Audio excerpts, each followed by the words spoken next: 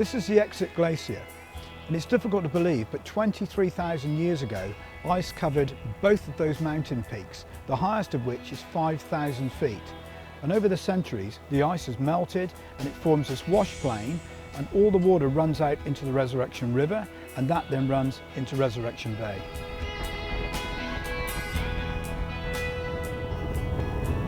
When you're driving around these Alaskan roads, it is pretty commonplace to come across a moose just grazing by the side of the road. And they are huge creatures. I'm driving through the Chugach National Park on the way to Soldotna. But on the way I'm going to stop at the Russian River and I'm going to watch some migratory salmon spawning. Well, this is a Russian river. As you can see, it's really clear. It flows down into the Kenai River, and there are so many sockeye salmon in here. Sockeyes are also known as reds, and it's obvious why they're called reds. They're bright red in colour and they've got amazingly green heads. Now these fish are only here for one reason, and that's to spawn. And once they've spawned, every one of these will die. When they spawn, there's other fish, rainbow trout and dolly varden, and dolly varden's a type of char, that actually eat the eggs just after they've laid them. So you get dolly varden and rainbows rushing in and out of these sockeye, trying to eat the eggs, and I'm going to try and catch one of those in a minute. The other thing they do is once they've died, the flesh starts to rot down, starts to be carried by the current down, and the dolly varden and the rainbows eat the flesh as well. So we've got flesh flies to try and catch those.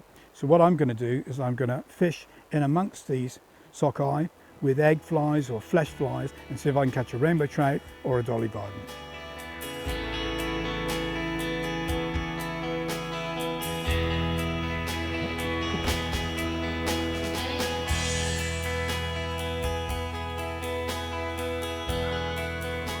The thing about fishing for the rainbows and for the dollies is you really want to be in amongst where the sockeye are, and if they're spawning they will be laying their eggs straight away, and the dollies and the rainbows will come straight in right up behind them and take their eggs.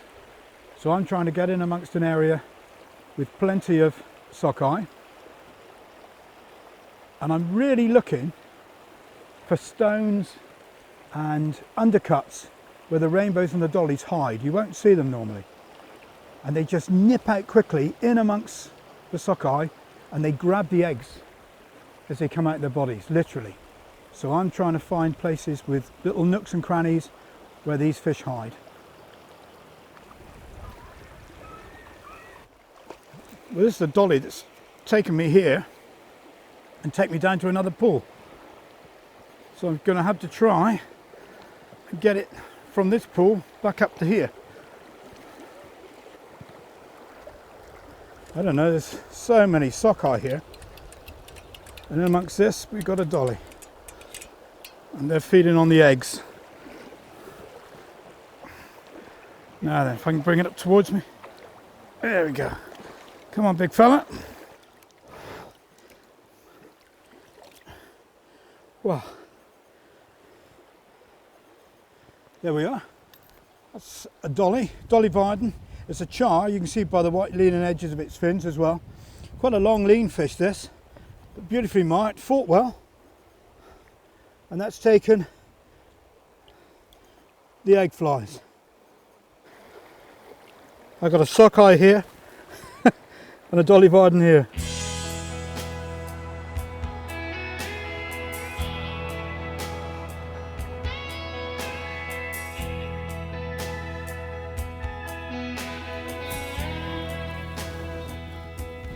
Good cast, John. So these fish are going to be laying near the bottom. So when it hits, I'd put it in as tight as you can to the bank. When it hits, let it fall a little bit, 2-3 seconds, and then start stripping. When you get about halfway to the boat, let it start swinging into the currents. And like you said, strip strike. When you feel them, put the screws to them. Would help. I just had another little rattle.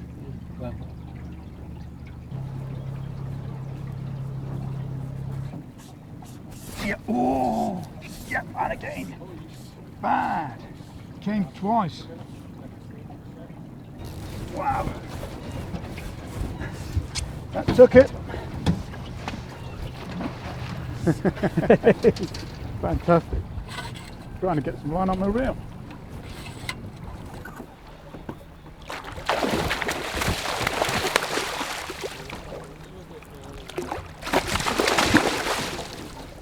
Some power in these fish. Thank you, Ruben. I'm getting the hang of this.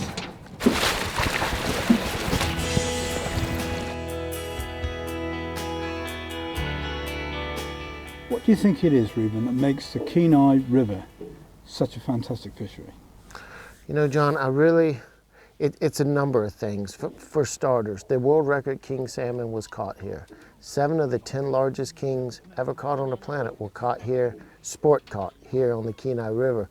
We have excellent gravel here on the river. The riverbed it's made for spawning salmon, and it's also a large piece of water, and it's fed by huge lakes. Chugach Lake, Kenai Lake are both very large, deep lakes that can support a large number of sockeye salmon as well. 1 million fish will come into this river each year, 1 million salmon. That sockeye salmon will have a 750,000 to 1 million return. On even numbered years, we have a pink salmon run of between 4 and 6 million fish that come into this Kenai. And you put 4 million fish into a river.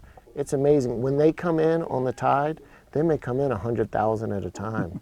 And you see them. You look down the river and you see 100,000 fish coming. It'll make you believe in God. It's amazing. Right. It's amazing. This morning, we started off fishing at first light, mist on the water, it was cold, and you said get there early to catch the silvers. Right. And it worked, but why, do you think?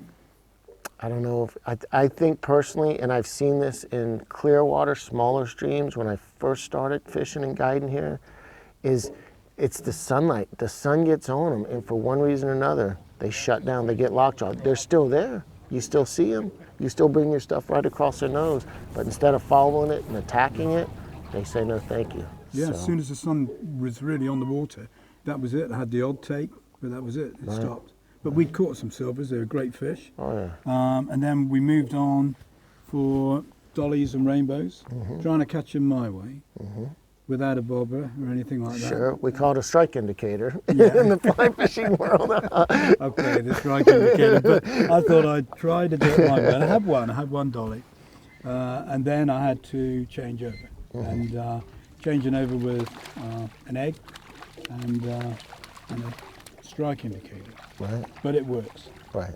But it works for people that don't fly fish as well. That's what I like about it, because as long as you're not breaking any rules, and as long as you enjoy that method of fishing, there's nothing wrong with it. No, But it's so effective as well, isn't it? Here? it is effective. Why do you think it's so effective? Well, it's like you said, it's for a lot of our fishermen.